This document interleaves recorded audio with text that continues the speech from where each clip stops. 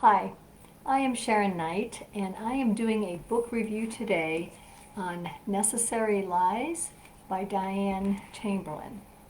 Necessary Lies is about a young woman who is embarking on her first job as a social worker in a small town in North Carolina in the 60s.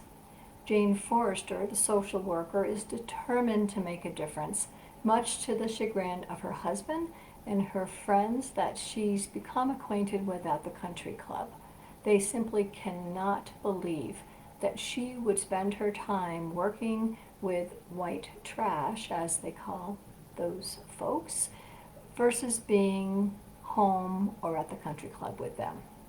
The story goes back and forth between Jane's various segments of life, her relationship with her husband and her friends, and her blooming or blossoming relationship with the families that she becomes assigned to.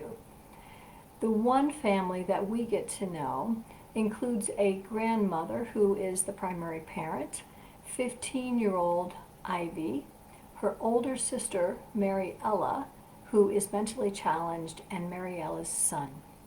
She's very eager to help that family, though is dramatically torn between the social norms and expectations and policies around working with families in poverty at that time.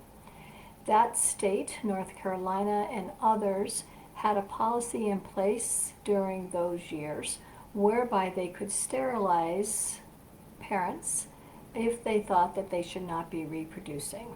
In fact, the Eugenics program in North Carolina and other states was responsible for sterilizing more than 7,000 adults, many times without them even understanding that this was happening.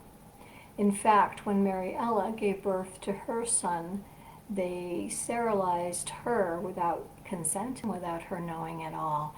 And as Jane got to know Ivy, she learned that she was pregnant and the state was pushing her to schedule a sterilization for Ivy the minute her baby was born.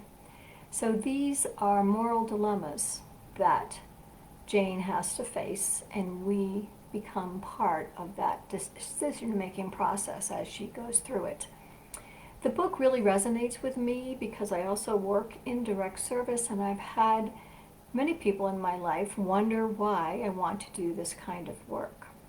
It also resonates because even now there are conflicts with the social norms and the policies and the systems set in place to help families in poverty.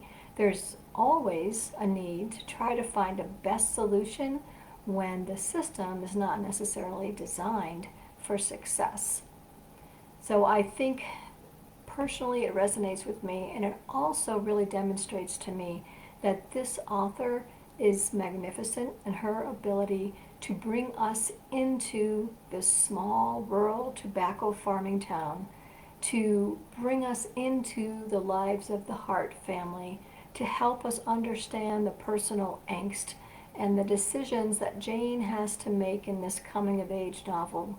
And she pulls all of us in. The author pulls all of us in a seamless way that is only possible if you are a masterful storyteller.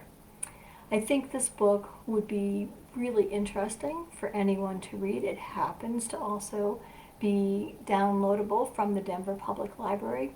I hope you'll give it a chance. It's really, really a good book. Thanks.